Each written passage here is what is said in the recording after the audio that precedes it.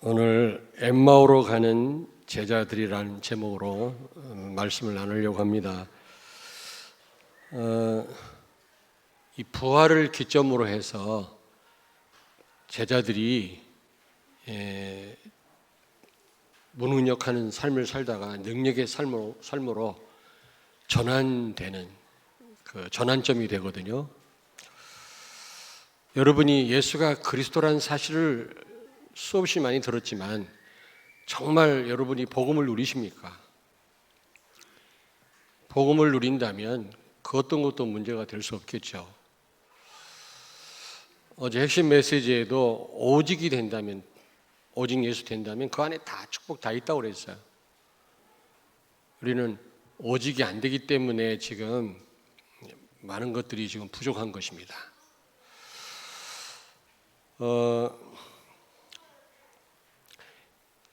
오늘 엠마오로 향하는 제자들도 지금 이 부활 신앙이 없기 때문에, 부활 믿음이 없기 때문에 지금 완전히 힘 빠져 있는 거 있죠.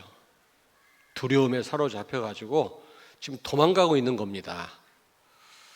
왜냐하면 예루살렘에 있으면 잘못하면 감옥 가거나 어려운 일을 당할 거니까요. 기독교인들이 그걸 피해서 지금 엠마오라고 하는 시골로 내려가고 있는 길이거든요. 우리가 그리스도를 알면서도 우리가 능력의 삶을 살지 못하고 현장을 살리기는커녕 나 하나도 주체를 못한다면 원인은 딱 한 가지입니다. 부활 신앙이 우리에게 없는 겁니다. 정말로 우리가 부활 믿음이 있다면 우리는 그 변화된 제자들처럼 땅끝까지 이르러 정인되는 삶을 살게 될 줄로 믿습니다.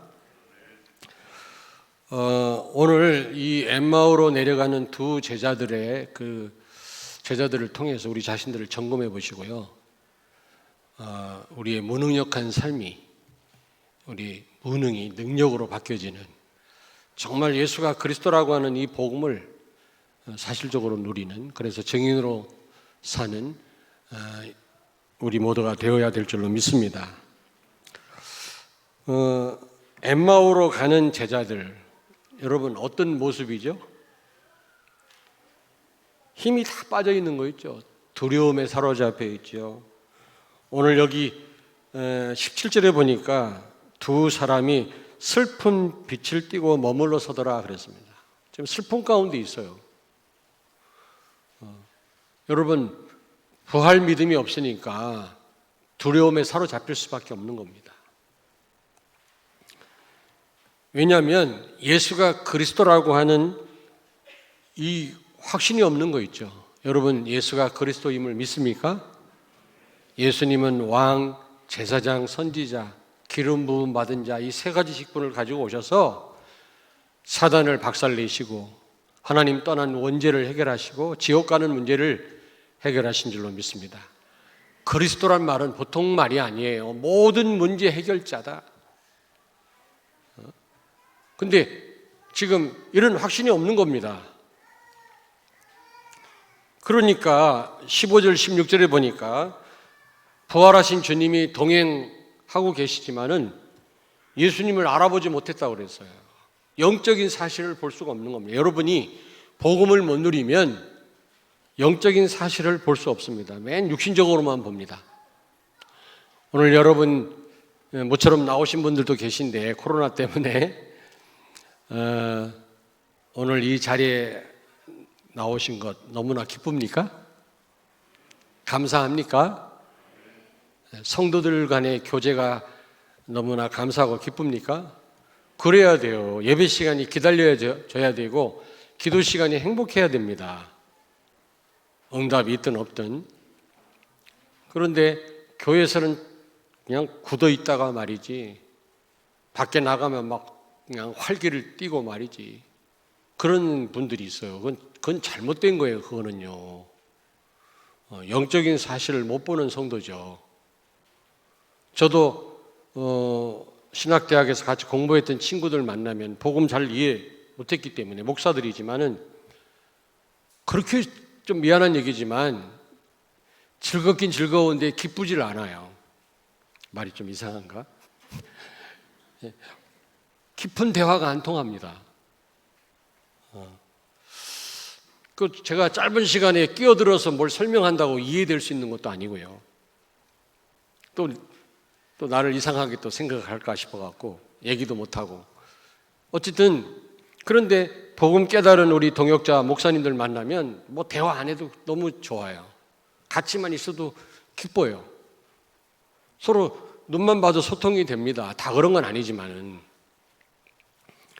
여러분, 예수가 그리스도라고 하는 이 확신이 없는 성도는 복음을 못 누리면 예수가 그리스도라는 이 언약이 복음이거든요. 근데 이게 안 믿어지고 못 누려지면 영적인 눈이 닫힙니다. 오늘 이 엠마오로 내려갔던 이 제자들도 마찬가지예요. 부활하신 주님이 옆에 계신데도 못 알아봤다고 그랬거든요. 그러니 결국 두려워할 수밖에 없고 슬퍼할 수밖에 없고 인생이 그런 겁니다. 여러분, 두려운 일이 한두 가지가 아니거든요. 그렇지 않습니까? 돌발적으로 얼마나 많은 일들이 일어납니까? 복음 못 누리면요, 두려워할 일밖에 없어요. 이 땅 위에는요. 진짜 염려할 것밖에 없다니까. 살아있다고 하는 자체가 바로 문제입니다. 문제. 어떤 폴 틸리라고 하는 신학자가 얘기했습니다만 살아있는 자체가 문제다 그랬거든요. 결국 그러다 보니까 부활의 증인이 될 수가 없는 거죠. 여러분, 우리는 그냥 증인이 아니라 부활의 증인이 돼야 되는 줄로 믿습니다. 사도행전 1장 22절에 보니까 가룟 유다 대신 사도를 한 명 보충하는데 부활을 말할 사람 가운데 한 사람을 택했거든요. 부활의 증인될 사람을 우리가 뽑자. 그래가지고 뽑힌 사람이 마띠아거든요, 여러분. 그렇습니다. 우리는 부활의 증인이 돼야 되는데 어떻게 우리가 부활 믿음도 없고 그리스도를 못 누리는데 어떻게 부활 증인으로 우리가 살 수 있겠습니까? 불가능한 일 아니겠어요? 부활의 의미를 모르고 부활의 능력과 믿음이 없다면 오늘 이 두 명의 제자들처럼 우리는 살 수밖에 없는 것입니다. 자, 그렇다면 제가 부활주일마다 여러분들한테 설명드렸습니다만은 다시 한번 부활의 의미가 뭡니까? 부활절날 뭐 하는 날이죠? 삶은 계란 까먹는 날입니까? 아니면 칸타타 하는 날입니까? 아니면 뭐 연극하는 날입니까? 우린 그렇게 알고 있어요. 뭐 크리스마스 날 그러면 선물 교환하는 날로 알고 있단 말이에요. 불신자들이야 완전 타락하는 날이고. 그러니까 신앙생활을 20년 해도 우리는 맨날 염려와 두려움 가운데 사로잡히는 겁니다. 부활의 의미를 제대로 아셔야 돼요. 첫째로 예수님이 부활하셨단 말은 예수가 그리스도라는 증거입니다. 여러분, 그리스도란 말이 무슨 말입니까? 모든 문제 해결자다. 그런 뜻 아닙니까? 세 가지 직분을 가지고 오셔서 인간의 모든 문제를 십자가에서 해결하신 분이시다. 아멘. 다시 말하면 그리스도란 말은 예수님이 하나님이시란 말이거든요. 하나님 자체란 말과 동일한 말이에요. 모든 문제 해결자는 하나님밖에 없지. 인간이 그럴 수 있습니까? 사도행전 2장 36절에 보니까 십자가에 죽으시고 부활하신 예수님을 하나님이 주와 그리스도가 되게 하셨다 그랬습니다. 예수님이 부활하심으로 정말 하나님이신 것이 확인되었죠. 부활하지 못한다면 하나님이 아니지. 인간은 죽었다 살아날 수 없거든요. 예수님이 진짜 그리스도가 맞다면 부활하셔야만 되는 건 아닙니까?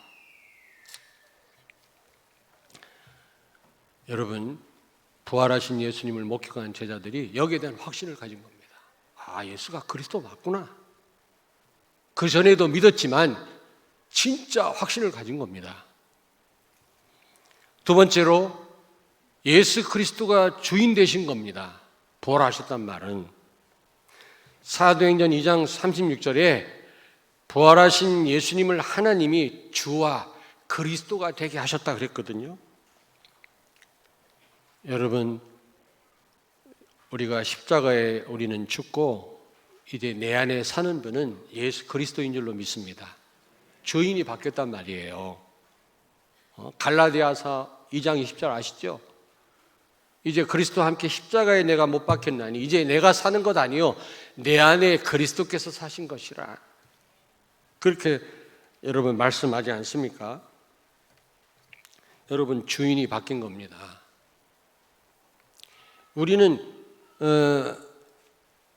하나님께 범죄함으로 하나님 떠남으로 완전 죽었었거든요. 죄와 허물로 죽었다 그랬거든. 그래서 어디 하나를 잘라낸다고 될 일이 아니에요. 재창조를 하셔야만 됐거든요. 우리를 죽였다가 살릴 길밖에 없거든요. 우리를 바꾸는 길은. 여러분이 예수 믿고 조금 변한 게 아닙니다. 완전 새로운 피조물이 된 줄로 믿습니다. 옛날 여러분이 아니에요. 여러분요, 완전 다른 존재입니다. 모습은 똑같지만, 똑같지도 않아요. 좀 늙었지만. 그러나 완전 다른 존재라니까. 우리가 저 사람 예수 믿고 조금 변했어, 조금 변한 게 아니에요. 완전 새로운 피조물이 된 겁니다. 구원도 우리를 죽였다가 살리는 길밖에 없어요. 완전 썩었기 때문에. 여러분, 그리스도를 주인으로 모시는 길도 우리가 죽는 길밖에 없다니까. 십자가에 죽었음을 늘 우리가 기억해야 돼요. 아멘. 그래서 바울은 날마다 나는 죽노라 그랬잖아요.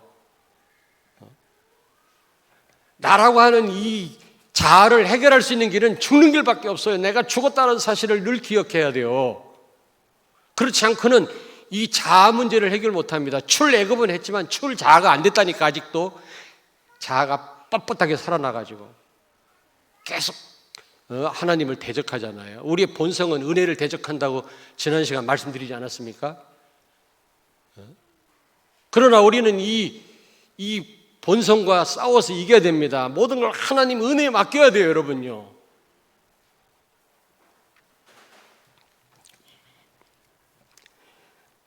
예수님이 부활하셨단 말은 주인이 바뀌었단 말이에요. 부활하신 그 예수님을 하나님이 주와 그리스도가 되게 하셨다 그랬습니다. 기억하십시오. 부활의 의미가 뭐라고요? 예수가 그리스도란 증거예요. 그분이 우리 주인 되었다는 겁니다. 아멘? 내 자아가 제일 문제예요. 저 사람이 문제가 아니라 내가 문제라니까 자꾸 우리는 원인을 저 사람한테 찾아요. 아니에요. 나한테 있어요. 나를 해결할 수 있는 길은 죽는 길밖에 없어요. 구원도 죽는 길밖에 없고요. 그래서 하나님 이 방법을 택하신 거예요. 십자가에 달리게 하신 겁니다. 우리 자아를 해결하는 길도 나를 날마다 십자가에 못 박는 것입니다. 다른 방법으로는 안 돼요, 여러분. 절대로 안 돼요, 절대로. 자꾸 내 자아가 살아나요. 내가 살아난다니까. 내 자랑 나와요. 내 염려 나온다니까. 그리고 세 번째로 부활의 의미가 뭡니까? 성령이 함께 하시는 것입니다.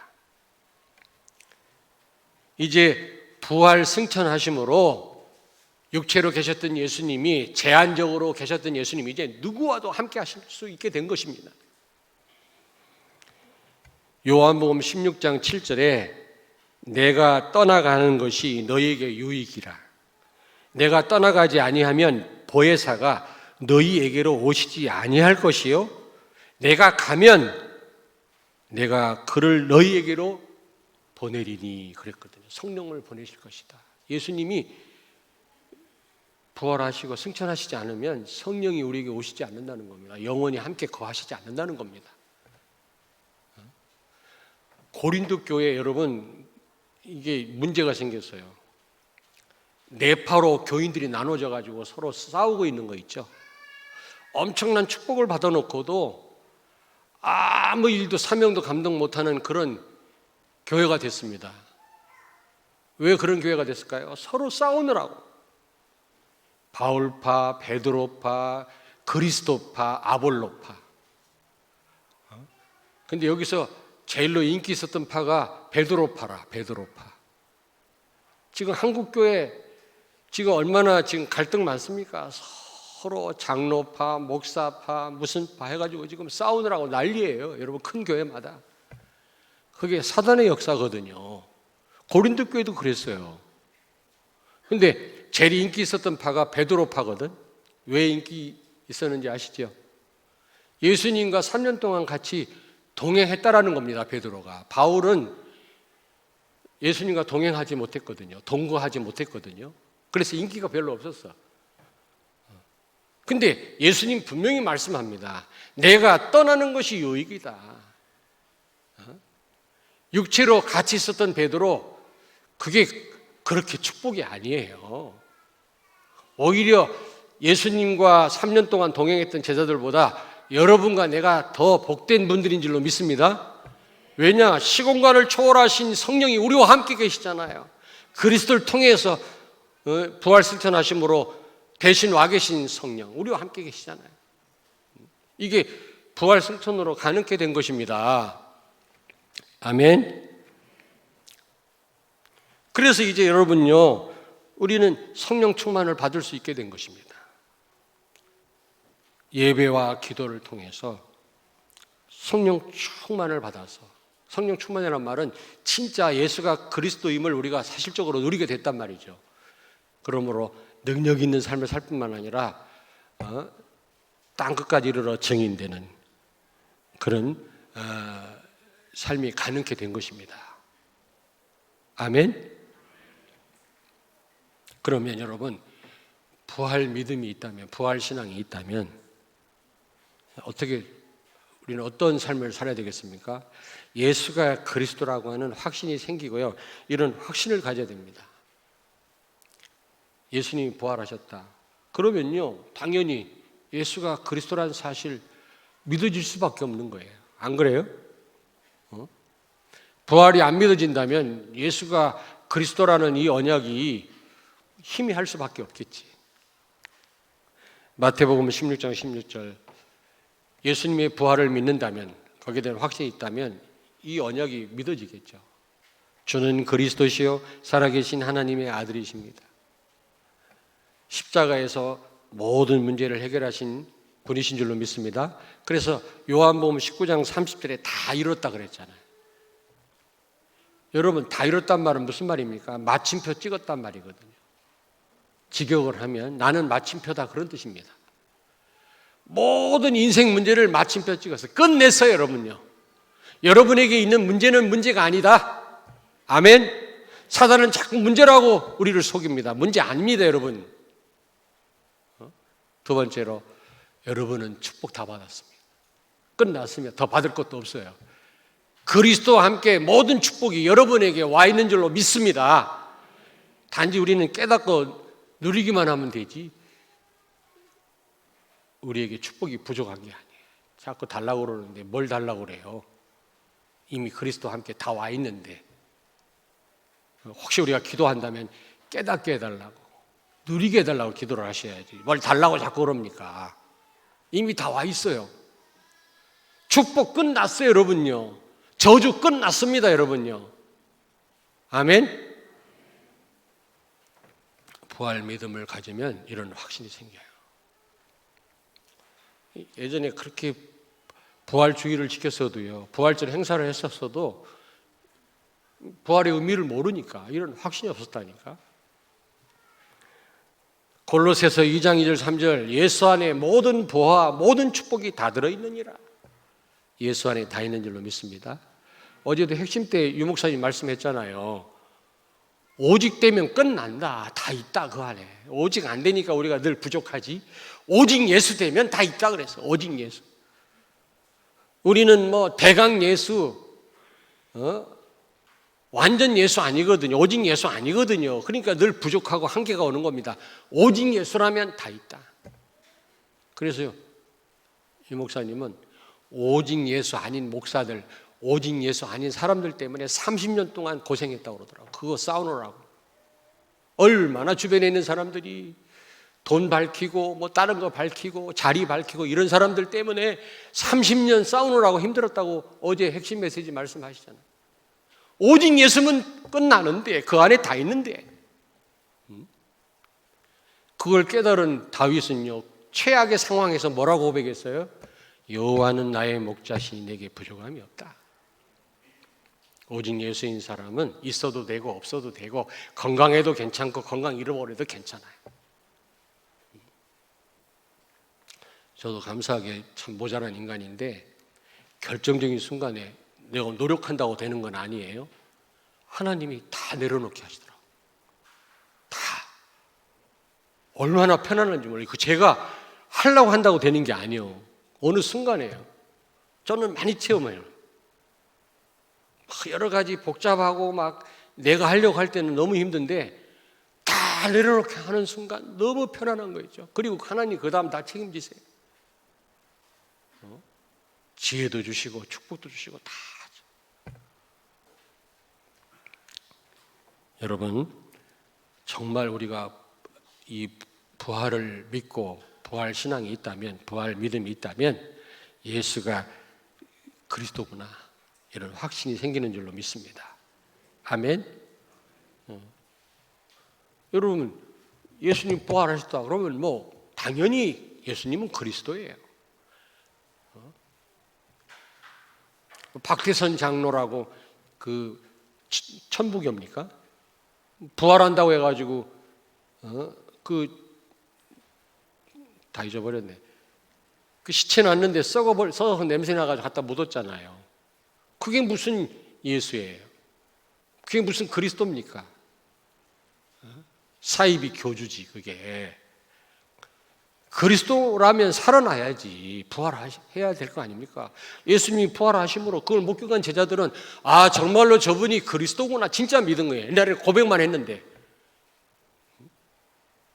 예수님은 부활하신 줄로 믿습니다. 그리고 부활 신앙이 있다면 그분을 주인으로 모시고 삽니다. 주인으로 모시고 산단 말은 완전 여러분을 책임지신다 그 말. 아멘. 완전 책임지시는 줄로 믿습니다. 여러분 종이 걱정합니까? 종은 주인에게 맡기면 돼요. 걱정은 주인이 하더라도 하는 거지. 내가 늘 얘기하잖아요. 비가 많이 올 때 농사 짓는 집에 주인이 걱정합니까? 종이 걱정합니까? 그리고 예수님이 주인이라는 말은 보통 말이 아니에요. 100% 우리가 그럴 수는 잘 안 되지만 100% 순종해야 된단 말입니다. 100% 우리를 책임질 뿐만 아니라 우리가 100% 순종해야 된단 말입니다. 왜냐? 사장님과 사원 간의 관계가 아니에요. 주종 관계는 예수님 당시에는 주인이 종을 죽일 수 있었어요. 여러분 예수님을 주여 주여 부르면서 얼마나 우리 순종 안 합니까? 주인에게 대들 때가 얼마나 많습니까? 이거 안 해주고 저거 안 해준다고. 스데반은요 죽으라니까 죽었어요. 그냥 그게 주종관계예요. 그게 정말 예수님을 주인으로 모시고 사는 삶의 삶입니다. 사람의 삶입니다. 바울은 아픈 채로 있으라니까 아픈 채로 있었어요. 그게 은혜인 줄 알았어요. 우리는요 아픈데 기도했더니 안 나면 하나님께 대들잖아요. 어려움 당했다고 왜 내가 어려움 당해야 됩니까? 하나님께 또 항변하잖아요. 하나님이 그렇게 하셨는데 우리는 그걸 은혜로 받아야지.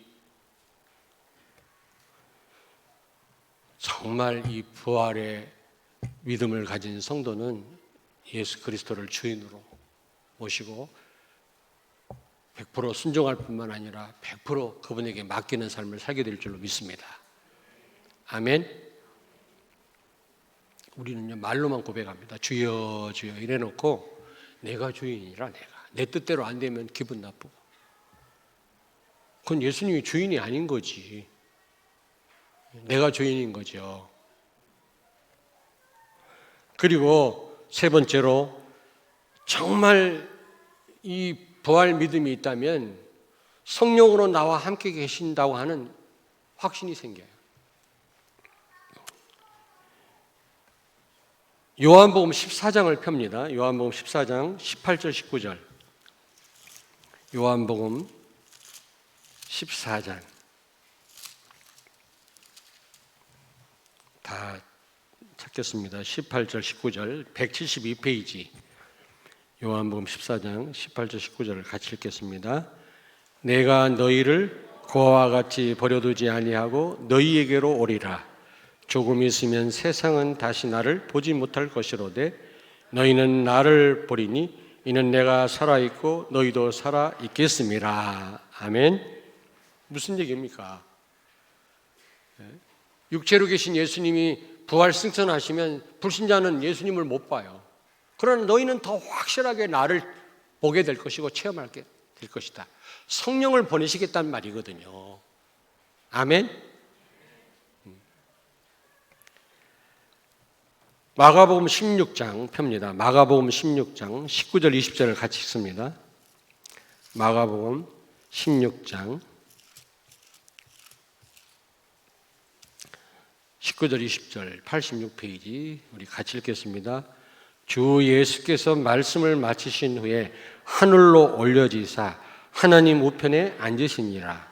제자들이 나가 두루 전파할세 주께서 함께 역사하사 그 따르는 표적으로 말씀을 확실히 증언하시니라. 아멘. 여러분, 부활 승천하신 예수님이 지금 하늘 보좌에 앉아 계시지만 성령으로 우리와 더 확실하게 역사하시는 줄로 믿습니다. 성령으로 여러분과 함께 계시다니까요.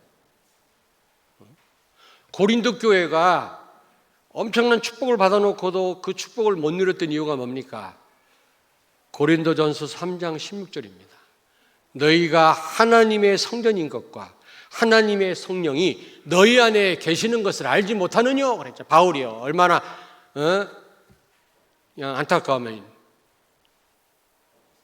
성령이 우리와 함께 계시는 성전이고 내가 그 사실을 고린도 교회가 확신을 못하고 있는 거 있죠. 그래서 그런 확신을 갖도록 하기 위해서 고린도전서 15장에 보면은 이 부활에 관해서 강조를 하고 있는 것입니다. 부활의 의미가 뭡니까? 죽어서 없어진 분이 아니라 살아서 지금도 성령으로 우리와 계속해서 동행하시는 분이라는 거죠. 여러분 안에 지금 성령으로 함께 계시는 줄로 믿습니다. 부활하신 주님이 예수님의 현재성입니다. 예수님의 현재성. 부활의 의미 가운데 예수님의 완전성, 예수님의 현재성, 예수님의 영원성, 부활의 첫 열매. 제가 부활주일날 여러분들한테 말씀 전했죠. 첫 열매가 됐어요. 우리도 그 다음 열매에 우리도 부활합니다. 우리도. 여러분, 예수님은 부활 승천하시고 그리스도를 통해서 성령이 우리 안에 와 계신 줄로 믿습니다. 그리스도의 영이에요. 그리스도의 영. 보좌에 앉아 계시지만 성령으로 우리와 함께 계세요. 부활하신 주님이. 이게 육체로 계실 때보다 더 큰 축복이라는 겁니다, 여러분. 고린도 교회는 말이지 육체로 계신 예수님과 같이 있던 제자 베드로가 굉장히 인기가 있었다니까. 하나님 보실 때 얼마나 안타깝습니까? 지금 성령으로 그리스도가 함께 승리하신 주님이 우리와 함께 계시는데 그걸 모르고 말이지 육체로 계실 때 같이 있었던 베드로가 인기가 높았었다니까. 그걸 부러워하고요.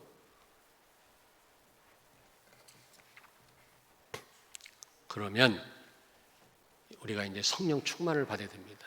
성령이 내 안에 와 계시다면. 여러분, 그리스도 되시고 십자가에서 모든 문제를 해결하신 그분이 우리의 주인 되시고 성령으로 지금 우리와 함께 계신다면 우리는 이 성령 인도를 받고 성령 충만을 받아야 될 줄로 믿습니다. 어떻게 받아요? 비결이 여기 있어요. 저를 보세요. 엠마오로 향하는 2명의 제자에게 예수님이 위로하신 게 아니에요. 내가 부활해서 여기 오지 않았냐. 나를 봐라. 힘을 내라. 그렇게 말씀한 게 아니라 어떻게 하셨다고 그랬어요? 27절을 같이 읽습니다. 오늘 본문 말씀 누가복음 24장 27절을 같이 보겠습니다. 이에 모세와 모든 선지자의 글로 시작하여 모든 성경에 쓴 바 자기에 관한 것을 자세히 설명하시니라. 성경을 설명해 주세요. 성경에 예수님에 관한 내용을 설명해 준 겁니다. 그들에게 다 위로한 게 아니라. 여기서 말하는 성경은 셉투아진트죠. 60인경. 70인경. 60인경이 아니라 70인경. 이때는 구약 성경밖에 없었어요. 헬라어로 번역된 구약 성경을 가지고 예수님 자신이 부활하셔야만 해야 되는 내용들을 그 두 명의 제자들에게 설명해 주셨다 그 말이에요. 32절을 같이 읽습니다. 32절. 그들이 서로 말하되 길에서 우리에게 말씀하시고 우리에게 성경을 풀어 주실 때에 우리 속에 마음이 뜨겁지 아니하더냐 하고. 아멘. 언제 마음이 뜨겁고 믿음이 생겼다고 그랬어요? 네? 성경을 풀어 주실 때. 여러분, 성경을 언제 풀어 주십니까? 주일날 강단을 통해서. 예배입니다. 예배. 성령 충만을 어떻게 받아요? 말씀과 기도라고 그랬잖아요. 말씀과 기도. 뗄래야 뗄 수 없는 관계입니다.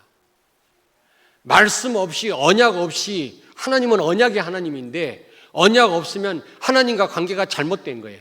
언약 없이 응답 왔다. 이게 미신이에요. 귀신의 역사예요.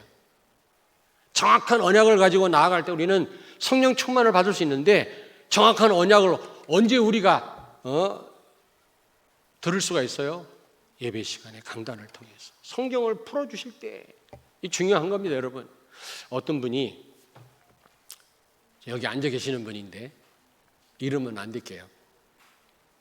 성도들이요, 무슨 말만 하려고 해도 목사님, 내 얘기 하지 마세요. 항상 그래요. 내 얘기 하지. 제 얘기 하시려고요. 저한테 부탁을 하세요. 이거 절대로 얘기하면 안 된다고 얘기하면 안 할게. 근데 그 얘기 안 하면 좀 하면 어떻습니까, 좀. 그 대신 이거 비밀입니다. 칼이 들어와도 말하지 마세요. 그러면 안 할게요. 그런 말도 안 해놓고 말이지. 내가 뭐 이렇게 말했다고 또 말도 안 하려고 그래. 근데 이분이 지금 하던 일을 안 하겠대요. 주의 일을. 왜요? 그랬더니 나는 훈련도 못 받고 제대로 예배에 참여도 못해요. 그분은 굉장히 바쁜 분이에요. 내가 알아요. 일이 바쁜 분이에요. 그 맡은 일도 제대로 해야 될 거 아닙니까? 그렇잖아요. 300% 직장에서도 300% 일하라고 하잖아요. 사장님이 봉급 줄 때 미안할 마음이 가질 정도로 일을 하라고 하지 않습니까? 일을 해야 됩니다, 여러분. 그러나 그 일 때문에 본인이 예배에 참여 못하고 훈련도 못 받아서 내가 참 주의를 하기가 좀 부담스럽다는 거예요. 그래서 제가 그랬어요. 지금 하던 일조차 중단하면 더 손해다. 있는 믿음도 떨어진다. 그래서 그렇습니다, 여러분. 그러면서 그분이 하는 얘기가, 근데 자기는 안 하려고 했었는데 다시 생각을 바꿨대요. 그래, 내가 이 일까지 놔버리면. 근데 여러분, 그런 생각 한다는 자체가 그분은 자격이 있는 거예요. 어떤 분은 맡겨진 일도 하지도 않으면서 말이지. 이분은 자기가 그 일 귀한 일인데 자기가 제대로 신앙생활을 못하니까, 이 예배 참여 못하니까 못하겠다는 거거든요. 그 자격이 있는 겁니다, 그분이. 지금 이 말을 듣고 있는 분 기분 좋죠? 자격이 있는 거예요. 그런데 그분 생각하기를 나중에 그러더라고요. 이 일까지 내가 안 한다면 나는 더 흔들리지 않겠냐. 그런데 그분 얘기가, 아무리 내가 바빠도, 제가 알거든요, 바쁜 줄. 수요일 날이나 금요일 날, 주일 날은 그분이 오전 오후 예배 다 드리거든요. 수요일 날이나 금요일 날 하루는 나와야 되겠다. 이틀은 어려워도 둘 중에 하나. 그래, 잘 생각했다 그랬어요. 여러분요, 그분 하는 얘기가 신앙생활 오랫동안 해보니까 예배가 이렇게 중요한 줄 이제 알겠다는 거예요. 진짜. 예배를 놓치다 보니까 이게 자꾸 사람이요, 흔들린다는 거죠. 그렇습니다, 여러분. 예배를 과소평가하시면 안 돼요. 오늘 이 예수가 그리스도라는 게 안 믿어지는 제자들이 두려움 속에서 지금 뺑소니 치고 있는데, 지금 예수님이 찾아가서 위로한 게 아니라니까. 부활에 믿음이 없었기 때문에 흔들린 건데, 그 믿음을 주기 위해서 성경을 풀어줬다니까. 성경을, 중요한 겁니다, 여러분. 강단 말씀이 이렇게 중요한 거예요. 여러분이 몇 번 놓쳐보세요. 그럼 부활신앙 다 까먹습니다. 그리스도 안 믿어집니다. 그러면 무릉에서 벗어날 수가 없는 우리 인생은요. 참 염려거리인데 맨날 염려할 수밖에 없는 거란 말이에요. 여러분, 예배와 기도를 통해서 여러분 성령 충만 받게 되기를 바랍니다. 그리스도 영이 지금 우리 안에 와 계시잖아요. 부활하신 승천하신 그 예수님이 보좌에 앉아 계시고 성령으로 우리와 함께 하시잖아요. 보좌의 능력으로. 그렇다면 우리가 그 능력의 삶을 살아야 될 거 아니겠습니까? 성령 충만한 삶. 진짜 그리스도를 누려야 될 거 아니겠어요? 결론입니다. 결론. 부활의 믿음을 가질 때, 부활 신앙을 가질 때 우리는 성령 충만을 우리가 받게 되죠. 진짜 예수가 그리스도임을 우리가 누리게 됩니다. 그러면 첫째로 사도행전 3장에 나오는 그런 기적이 나타납니다. 여러분, 날 때부터 걷지 못하던 사람이 걸었다고 그랬잖아요.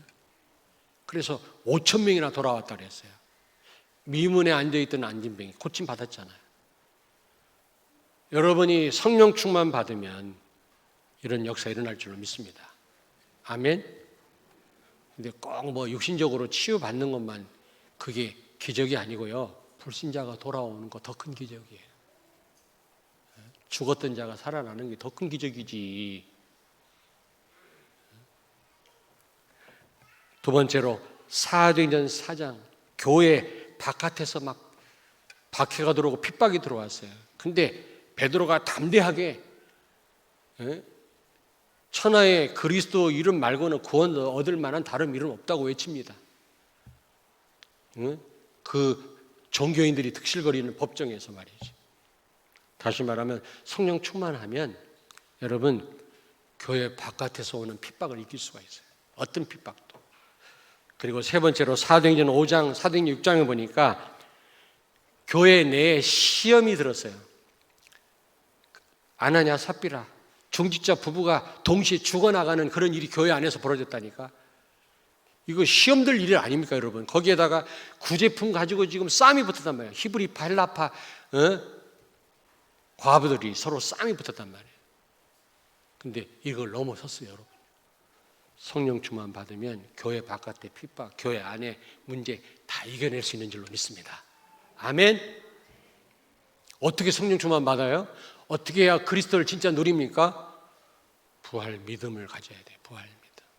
부활에 대한 확신이 있어야 돼요, 여러분.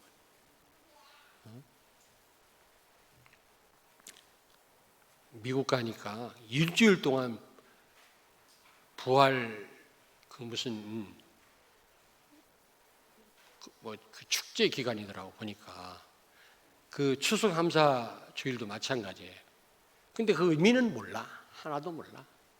참 안타깝더라고요. 우리도 마찬가지 아닙니까? 부활 주일을 그렇게 지켜도 진짜 부활의 의미를 몰라.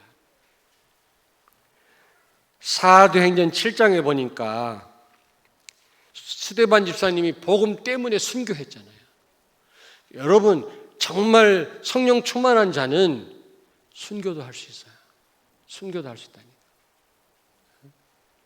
그리고 사도행전 8장에 보니까 아무도 갈 수 없는, 아무도 할 수 없는 그 사마리아 땅에 빌립 집사가 들어가서 복음 전했거든요. Nobody, nowhere. 그렇습니다. 그리고 사도행전 9장에 바울이라고 하는 시대적인 전도자가 세워졌잖아요. 성령 충만한 성도와 교회는 이런 만남이 있을 줄로 믿습니다. 그런 교회, 이런 제자들이 일어날 줄로 믿습니다. 그래서 광고 시간에 말씀드려야 되는데 미리 말씀드릴게요. 그동안 목회적인 단순히 점심을 해 먹는다 안 먹는다 그런 차원이 아니에요. 따뜻한 밥을 먹는다 그 차원이 아니라 성도들은 어떻게 이해하는지 몰라도 저는 목회적 관점에서 그동안 힘들지만 여전도 회원들한테 밥을 하시라고 그랬어요. 거기에 여러 가지 복잡한 이유가 있습니다. 근데 이제는 밥 해먹지 말자. 김밥을 먹자. 얼굴이 환해지시는데 빛이 나네. 말씀 들을 때는 그냥 빛이 안 나더만.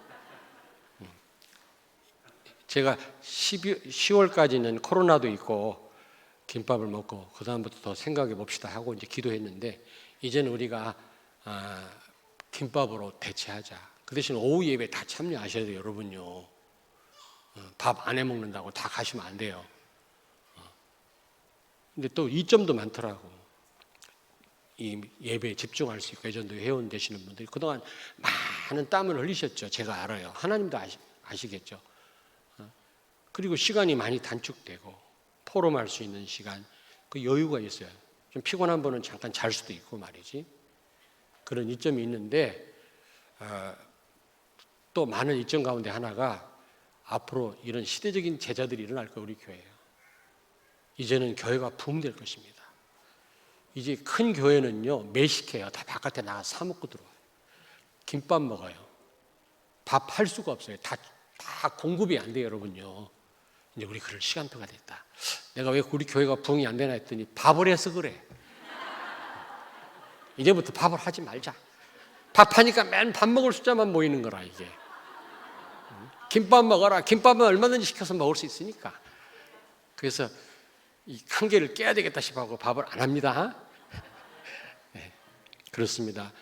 여러분이 성령 충만 받으면 이런 바울 같은 제자들이 막 이런 렘넌트가 일어날 것입니다. 그래야 이 민족이 살잖아요. 아멘. 아무쪼록 오늘 다시 말하면 사도행전을 전체를 얘기해야 되겠지만 사도행전 1장 8절 말씀이 성취되었어요. 부활을 목격한 제자들이 예수가 그리스도임을 진짜 믿고 그분을 주인으로 모시고 기도하다 성령 충만 받으니까 그들의 지경이 땅끝까지 넓혀졌어요. 하나님 주시는 힘을 가지고 무능했던 그 제자들이, 예수님을 부인했던 제자들이 세상을 뒤집었어요. 아무쪼록 여러분 오늘 이 말씀을 통해서 여러분 다시 한번 부활의 능력으로 성령 충만함으로 세상을 살리는, 현장을 바꾸는 여러분 되길 주의 이름으로 축원합니다. 기도하겠습니다. 하나님 감사를 드립니다. 오늘 예배와 말씀을 통해서 다시 한번 부활 믿음, 부활 신앙을 갖고 성령 충만을 받아 땅까지 증인되어져야 함을 다시 한번 깨닫게 해주시고 절감하게 해주신 하나님께 감사를 드립니다. 교회가 몰락하고 교회가 무너지는 이 시대에 교회 살리고 이 땅을 살릴 유일한 길이 부활 믿음을 가지고 성령 충만 받는 길인 줄로 믿습니다. 예수가 그리스도임을 진짜 누리는 길인 줄로 믿습니다. 아무쪼록 우리 성도들이 성령 충만 받아 땅끝까지 이르러 증인되는, 현장을 살리는 그런 응답을 받게 해 주옵소서. 예수님 거룩하신 이름으로 기도하옵나이다. 아멘.